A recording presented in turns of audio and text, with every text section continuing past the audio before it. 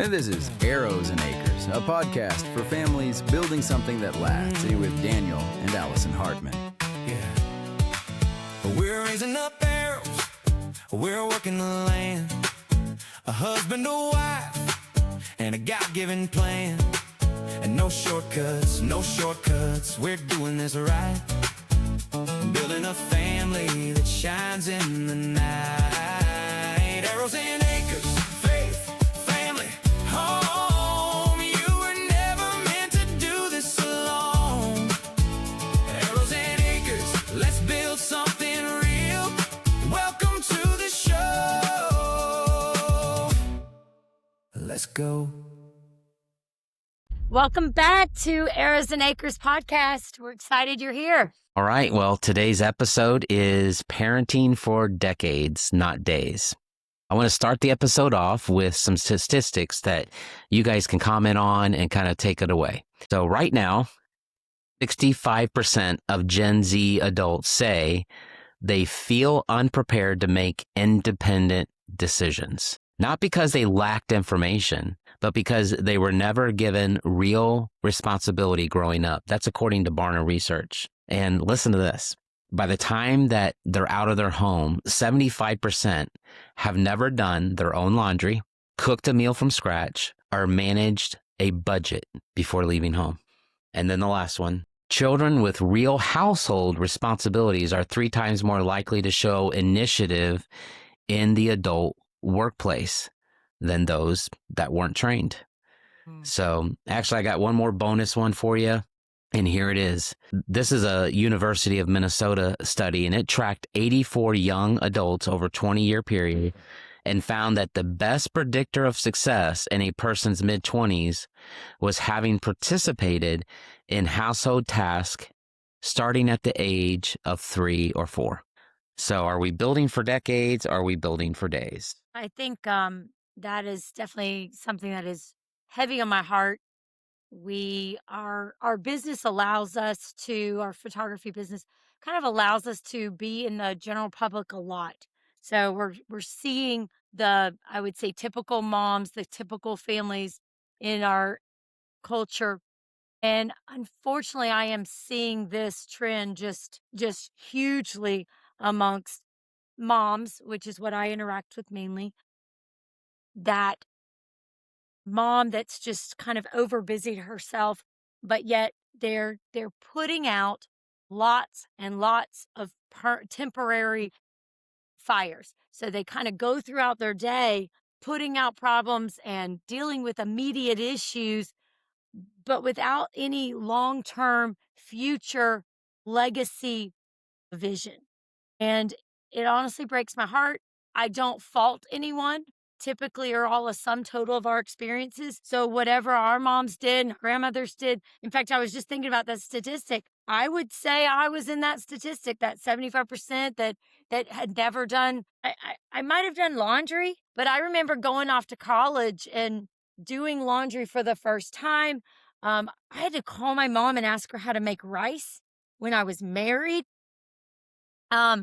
We were very much that 1950s mom that grew up in that world where the mom did everything for the children, or you had a maid, which we had a maid as well.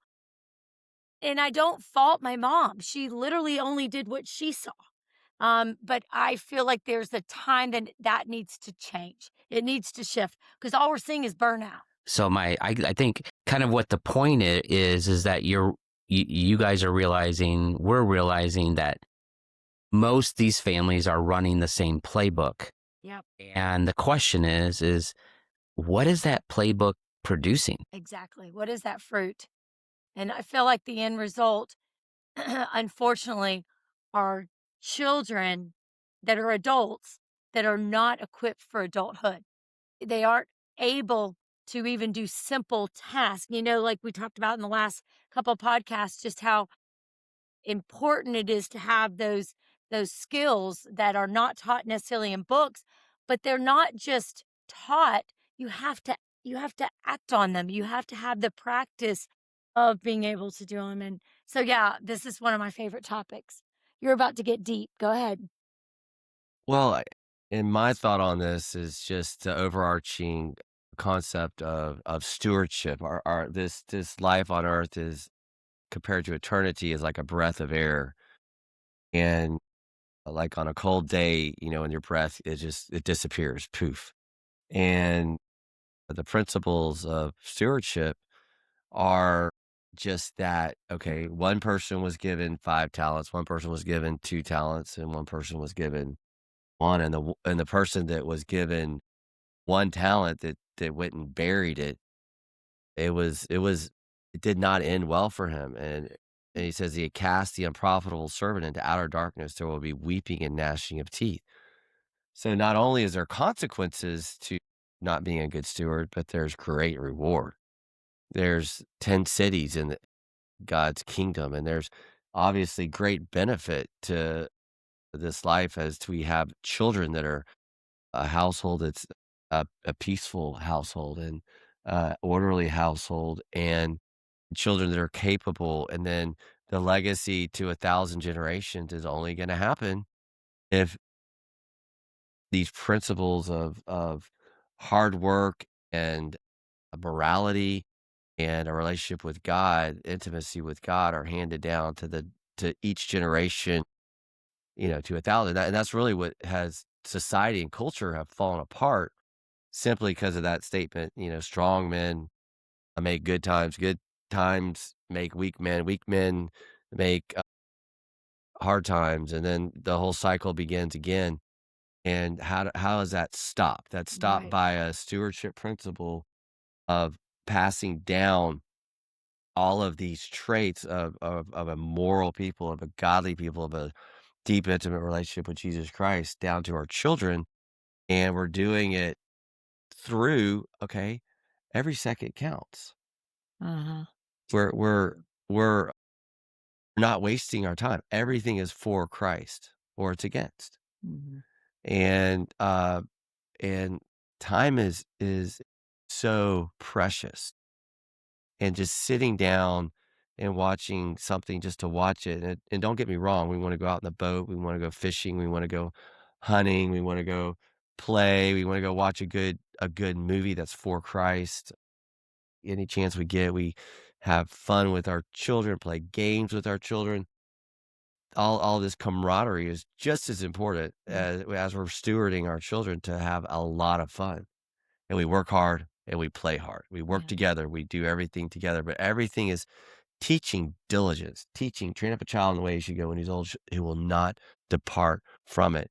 And the only way that we're going to be able to keep the generation, the country, the world from falling into apathy and indifference and then falling apart is that we are diligent to teach them to be a good steward of everything they've been given, every second of every day, their house that they've been given, their car that they've been given, their relationship with Christ, their relationship to the church. All of these things there's going to be a eternal reward.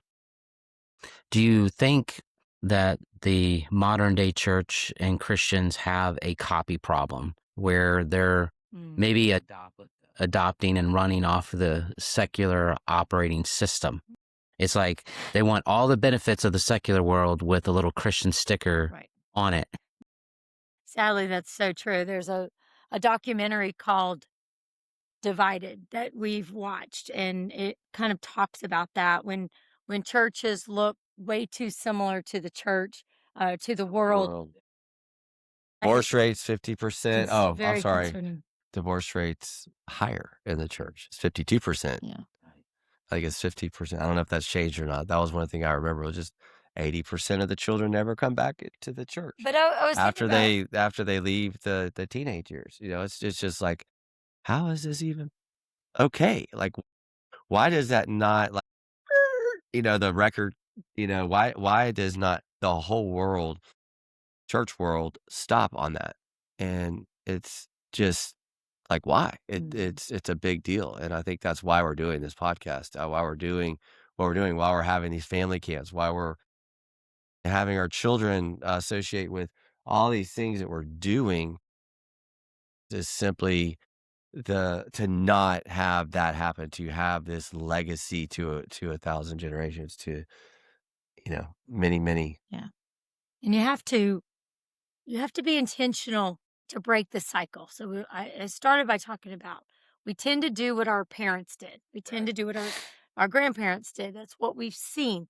But the definition of insanity is doing the same thing over and over and expecting different results. So if every Easter, so just this past couple weeks ago, I saw this post that a local mom wrote up, and it was Easter week. It was maybe 2 days before Easter. And she wrote and said, "Am I the only one out there who feels this way?" And it was, "I'm so stressed. It's the day before Easter. There's so much to do. I need to make my kids Easter baskets. I need to get their Easter outfits. The mall's closed. I've got this to do. I need to go work out. I need to make dinner. I need to do this. I need to do that." And she just said, "I am a absolute," her words were, "stress ball." And, and so she wasn't really asking for advice. She was asking for, not necessarily sympathy, but hey, anybody else out there? And what I found interesting, my heart broke for her, but the comments afterwards were 100% in agreement. "I'm with you. Yes, girl. I hear you. This is me. I'm so stressed too." And it was all a list of things that needed to be done for Sunday morning church, for Easter Sunday, Resurrection Sunday. And I thought, how can we help her solve that pain? Because the pain's real. She thinks it's real. She's got to do it all. And so I want, possibly in this episode, to kind of help solve that pain problem. And it's not a popular opinion. It's not necessarily cultural. It's very countercultural. But my challenge is, go ahead. You have something to say. I'm going to tee it right up for you. Is your home a hotel or a training ground? So good. So this mama and all those mamas similar, they think that they are the one running the hotel. They're just running a hotel. They're running an operation, and they are the CEO, the janitor, the cook. They're everything. But That's called burnout. there's no way that's sustainable. But And you have a whole staff, you have a whole staff that you could rely on that's and you're trying to sitting do in their everything. bedroom on a video game. But hear me say this. But it's way more important than that. The stewarding is not there. The building the legacy, the planting the seed and producing 100-fold. I mean, what are they going to do? Like, become professional video game players or professional TV watchers, or like make money off of like playing out in the Basketball. yard? Or But let me or- propose. My proposal is not going to just get your house clean, your Easter dinner made, your Easter baskets made, your clothes picked out, your house cleaned, whatever the to-do list is. It's not going to just get that done. Because you got to hear me when I say, yes, it's great for chores to be done starting at age 3. There's some chores you can do before the age of 3, and we're going to talk about in the next episode, so make sure you tune in. We're going to talk about specific chores that I would recommend for each age, and I'm literally a master on this, so I don't know another mom that probably delegates as much as I do. But it isn't about getting the chores done. We're about to leave for vacation today, and as we're doing this podcast, my chore list is being done. But it's not about the fact that I am lazy and I get to take things off my plate. It's that I am raising my replacements. I am training, I am raising up adults. I am raising mamas, daddies, business owners. The statistic that you talked about, they're going to be 60% more capable, more successful in the business world, whether they own their own businesses or they're those number 2 workers we talked about, the greatest secretaries in the world. That is who I'm raising. Chores. They give their children responsibility. They give them ownership. They give them buy-in. So it's not just a hotel that mom and dad runs that you're staying at and mooching and squatting. What about the mom or the dad that says, but I can do it faster and better? You can. Okay, so let's talk about that mom. So let's set up a scenario. It's it's go time. We got to be at church in 15 minutes. We've got to get out of the house. What's easier? Go sit in the car, turn on a movie. I will get everything else done. I'll load up the food, I'll load up the shoes, and we'll leave and we'll be on time. Or you get everyone on deck. All hands on deck is what we always say. All hands on deck. I need you doing this, you doing that, you doing this. I'm going to go finish blow drying my hair. And when I get in the car, I want everybody in the car. I want my car cleaned out when I get in there. I want lights out. Daddy's not running around turning on the lights out. I want all the children in there with their shoes. That's what I expect. My bar is so high. There's no reason that I get in there and the car's a wreck and everything's forgotten. But I didn't do it myself. Were we on time? Maybe not. But I don't really care. That is not the biggest priority. The biggest priority is that I raised up children that are going to be adults someday, and they're going to see those needs. Another scenario that's very common, and I will say this is the way I grew up. The house is a wreck. What do? House is a wreck. Dad's coming home in 30 minutes. Dinner needs to be made. The baby just exploded her diaper. My bedroom's a wreck. Nothing's made. I've got frozen chicken out. What do? Well, you have 3 children, 12 and under. You utilize your team. You are a team. You use their giftings as best as you know possible. You have an emergency family meeting. You sit down. Hey, I need you on this. I need you to go change that diaper. I need you to go thaw that out, throw that chicken in the Instapot, get dinner made in 30 minutes. You know what? If that chicken is tasteless, if that chicken is totally without salt, it's not even edible hardly, it's okay. It doesn't matter. If those dishes got done, but your cabinet got soaked with water and your cabinet doors are going to have to be replaced, who cares? If your towels got folded, not in perfect thirds and put in your cabinets perfectly, but they got done, it's okay, because you're raising up children that know how to be helpful. They have buy-in in their home. They don't feel like they're just, you're their servant. It makes all the difference in the world. You've got to understand that purpose.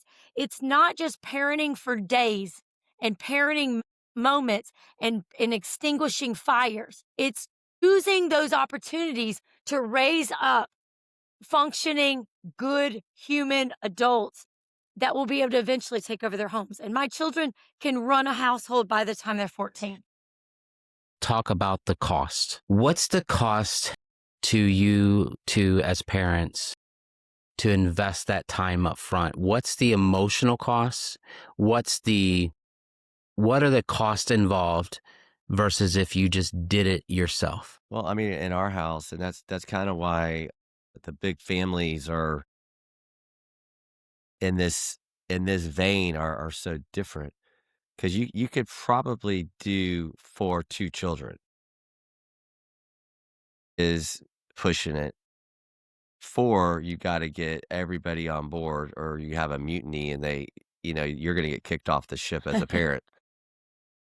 When you get over 5, 6, 7, 8, 9, 10, 11, 12 plus children, I mean, there has to be a fine-tuned machine running. I mean, there doesn't have to, but if you want to really make a difference in culture and society, there's so many needs that need to be met. The one-room schoolhouse scenario is the model, and it made and again, what the Bible says is not programs; it's relationship. And the idea of this schoolhouse concept is that the older ones teach the younger ones, and that's the same with all of if you don't work, you don't eat. If you don't provide your family, you deny the faith, and worse than an infidel. There's these simple concepts of this one room schoolhouse, and then being highly productive, and then when the older student has got everything down, they're repeating it to the younger students because they know it so well, and then it's reinforced to them. And then you get the common everyday average farmer of the third grade they only went to third grade. They left school at 8 years old during the Revolutionary War time. They were able to read the Federalist Papers, which were of a master's degree level. And it's no different than in the chores and the working. And for me personally, I'll go out and work with the children. Like I'll go out. My idea is to go out. Hers is different. Like she'll sit here and do stuff and like have them do it and not have perfection. My mindset is I'm working alongside of them. And so I think they're both the same goals are both good, but just a little So different take on the the question you asked was what are the costs? I would say one cost that a lot of times people don't think is coming is criticism. I can't tell you how many times I've been asked or told, basically y'all are just lazy. You're making your children do everything for you. You're you're hurting you're them. taking you're allowing them not to have, childhood time, all that. Obviously, that's garbage. Absolute garbage. Don't listen to those lies. I think, and then the other two things I think you're going to lose or it's going to cost you is time, but only on the front end. So on the front end, it's kind of like we built an ICF home, insulated concrete foam. On the front end, the cost of our home was kind of insane. It was a lot more. But on the back end, our power bill's down. We've got a larger house and It our really power wasn't bills. that much more. So that's the reward. Correct. That's Yeah, the yeah, but reward. I mean, she's saying that, but I mean, by us doing all the work Well, that's true. ourselves, we But that, paid half of what the house is worth yeah, to but finish. that's not my point. My point was just more an example. There's things you're going to pay out in the front end. With this parenting style, this not doing everything yourself, this legacy parenting, this parenting for decades, you're going to pay for it in the time because it might take 3 times as long to clean your house. I can I could And it won't be done as I could well as if clean you my did it. house It just probably more thoroughly and quicker if I just lock everyone up. Well, actually, I couldn't. My children are so much more efficient. But in the beginning, when your children are littles, you're going to spend double the time doing certain things. But the reward on the other end, and that's what people that maybe only have 1 or 2 children, once they hit that other side of parenting, when they're 15, 16, 17, they don't realize the results and the benefits because it's like they didn't do it that way.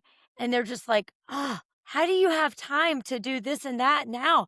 You mean your children are bringing you breakfast and bringing you coffee and cleaning your room for you? How did you do that? Well, I started when they were 3. You didn't. You started maybe never or when they're 15. You can't do that. You've got to start when they're little. And then in the time that you're going to save when they're older, wow, there's so much. And then the third thing I think it's cost me is me time. That's a real popular thing, especially in my age bracket, is women think they need me time. Well, when you're parenting this way, your me time is very slim because you're constantly training them to be adults. You're constantly training them to do these chores that if you just did it yourself, you probably could save some time. You could save the criticism and you could have more me time. But I'm telling you, the me time that you'll have afterwards, once you've trained them, is extraordinary. and the beauty of it is that just like in the one-room schoolhouse scenario, once you teach the oldest one, then they teach the younger, they teach the younger, they teach. So Absolutely. you have a multiplier effect. So not only do you have each child coming up, becoming an adult, becoming capable, becoming that arrow that hits the target. The idea is that they're learning how to be adults by training the next child Right, down, and right. then or younger. Well, and that gets criticism. We did a news show. Our local news channel interviewed us on homeschooling, and the naysayers, the haters would say, oh, so you're just getting your children to teach your children. That's ridiculous. But What No, that's what made our country great. I mean, whatever what it's other can you think of a better thing to teach your child to be a teacher? I mean, a lot of children want to be a teacher. Well, how do you learn to be a teacher well, better than that's being a what a teacher? parent is a teacher, teaching, discipling. I mean, and what's wrong with teaching? Is being a teacher bad? Is it? Are we punishing our children by having them learn a skill? Right. If they know Uh, 5th grade math, are shouldn't we they are be we able to bashing teach 3rd grade math? teachers? Are we bashing? I Right. mean, the logic is Right. Right. silly. Obviously, we're not just releasing all of our children by the time they're, you know, 6 years old. Okay, you're training everybody. No. But there's no reason that my 16-year-old can't sit down with my 10-year-old and teach him multiplication tables. He mastered it. In fact, he's learned it more recent than I have. So, it only makes sense. And then the same with chores. I do a lot of delegating. So I use the principle of only do what only I can do. Well, I am not the only one that can organize the Tupperware cabinet, right? My 12-year-old can organize it really well, but my 10-year-old boy can kill it. He can do an amazing job. Why? Because I let my 12-year-old teach him. I always tell him when you're ready to get out of a job, you better train up your replacement. So if you're tired of organizing the cupboard, you need to teach your younger sibling how to do it better than you did it, and then you're out of a job. And then you get a harder job. It's an amazing thought. And I'm saddened by moms that haven't learned that freedom in motherhood, the freedom of delegation, the freedom of you could literally run your whole household sitting on a couch. And I'm not sitting on the couch reading romance novels and watching TV. In fact, we don't even own cable. We don't have any type of TVs. I'm only on my phone for business purposes. I don't surf the internet. It's such a time waster. We don't do anything in our house that's time wasting. And I say so if you do. He You're says so, but wasting time. why are you watching those reels? I promise they're educational. But yeah, there's such a temptation on social media to waste time. And we're such examples to our children. Our children are going to do everything we do. So are we going to keep our children for their whole life? Is a child going to drink milk their whole life? Are they ever going to get on solid food? We want to, this scripture here, and I, brethren, could not speak to you as spiritual people, but as carnal. As to babes in Christ, I fed you with milk and not with solid food. For until now you are not able to receive it, and even now you are still not able. For you are still carnal. For where there are envy and strife and divisions among you, are you not carnal and behaving like mere men? For when one says, I am of Paul, I am Apollos, but the point is that is our point to keep babies. And if we're not purposely and just doing academics, reading, writing, arithmetic that may get them a teaching job. Really all of these work skills of excellence, yes, that can be academics, but there's so much more that is going on with every ounce of every time of every day that is dealing with all of these issues, that all of these things, there's so many growing, all of the parables of the Bible, not all of them, but many of them are centered around agriculture and growing food. If we don't know where food comes from and we just think it grows out of the produce section at the grocery store, we're in big trouble as a country, as a world. And seeing those things happen as we're purposely growing things in our yard. The natural laws of nature, nature's God, all of those things, like we're talking about the pack mentality, when, in nature, we see all these things, and when we're outside doing these things, all these skills are just built in to nature. I want to read a scripture and a quote for you guys. Galatians 6:7 says, "Do not be deceived. God is not mocked. For whatever one sows, that will he also reap. And I want to read this quote by Vodi Bakum. He said, "We have brought into the idea that children need to be happy all the time. But joy and happiness are not the same thing. Joy is often forged in difficulty." And so There was another statistic that you talked about the purpose. You might have already read it about the goal of most parents is to raise happy children also. And I think that's so key. And it's so misleading because there's nothing wrong with, wanting happy children, right? But in order to have the true joy, you've got to have that long-term legacy minded when you're parenting.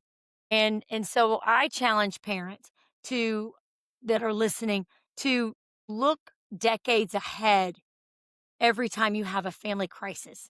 And the family crisis could be just dinner needs to be made and the house is a wreck. So I'm not talking like a major, cancer crisis or something that's beyond serious. I'm talking day to day. Moms literally are on depression meds because they literally are trying to do everything themselves. They are causing themselves to be in a therapist's office because they're And they so feel guilty. The guilt is so great yes. because the concept is not just simply you have a whole hotel staff at your Yes. house that's not being used. And entire crisis management life Yes. yeah, running, and is that parenting? Correct. And I'm not going to label those parents as bad parents. Right. They are actually doing it with great intention, but we know good intentions doesn't necessarily produce good results. And so I'm telling you, moms that are listening, it will literally revolutionize your family and your home life if you will get this concept that you do not need to work. It is not an individual thing. You do not need to run your household yourself. You're missing out on so much. Not only can you get so much more done, not only are you going to raise up adults, not only are you going to have more time to yourself in the end, but your family is going to work as a team. I always say, family, this is not an individual sport. This isn't running or pole vaulting or gymnastics. This is a team sport.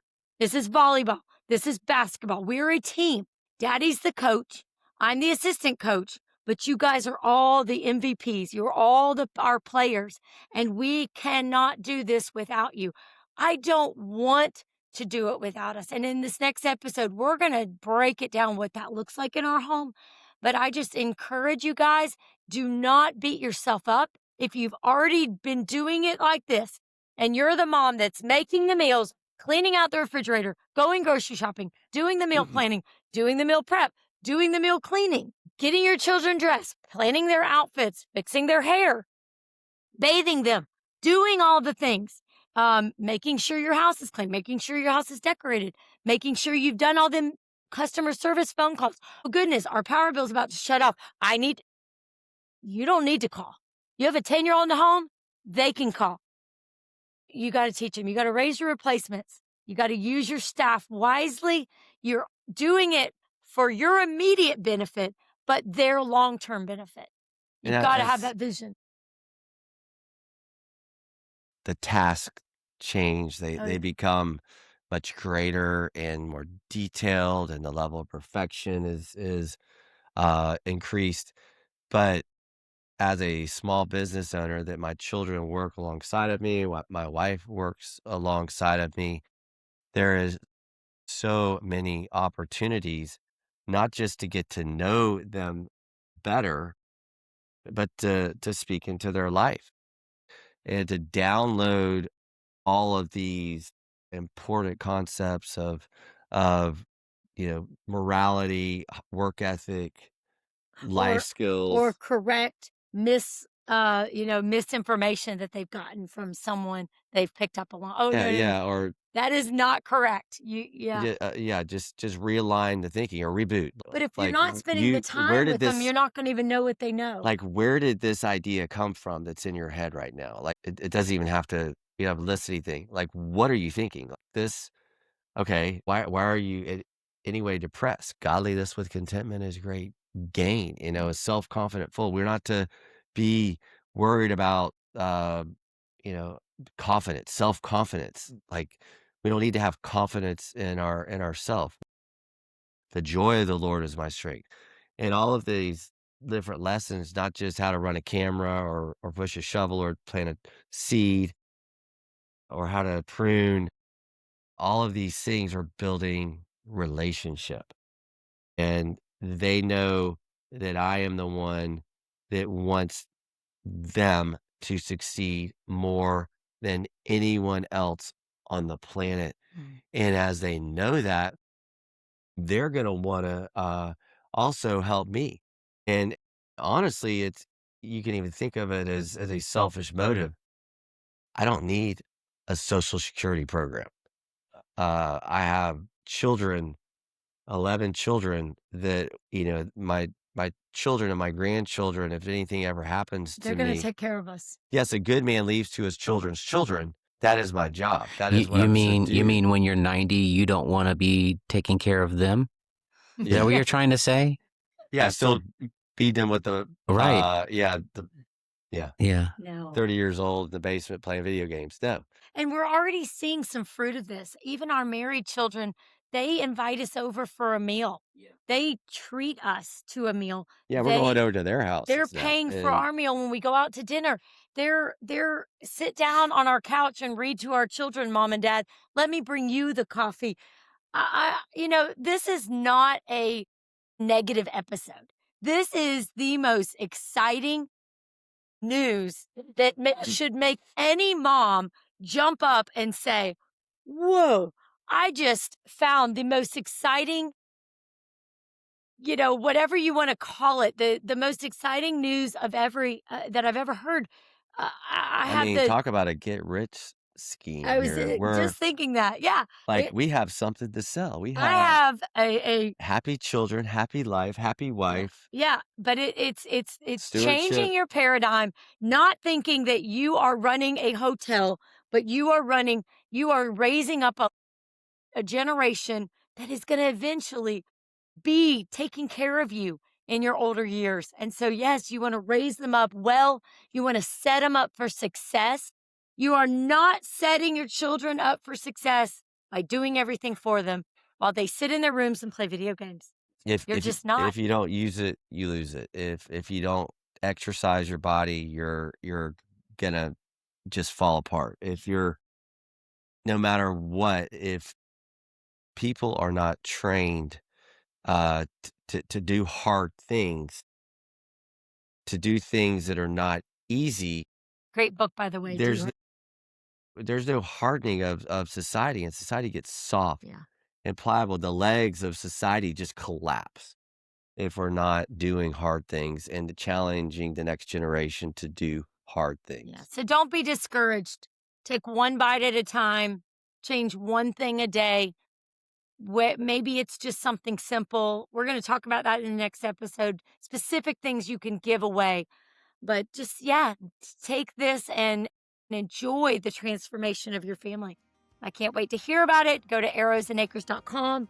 Sign up for our newsletter. Find out more practical tips and come see us at our family camp. Yes, that we do. We're getting ready to head out for our April big family camp today, actually, where 700 plus other people are going to come together, and it's going to be There's one in August and in January as well. You can learn more about the Gulf Coast Family Camp at arrowsandacres.com, and be sure to subscribe to the podcast and do a like of the podcast on your favorite podcast platform. Yeah. God's family camp, God's podcast, right? That's We're the right. Stewards of it. That's right. See you in the next episode. See you then.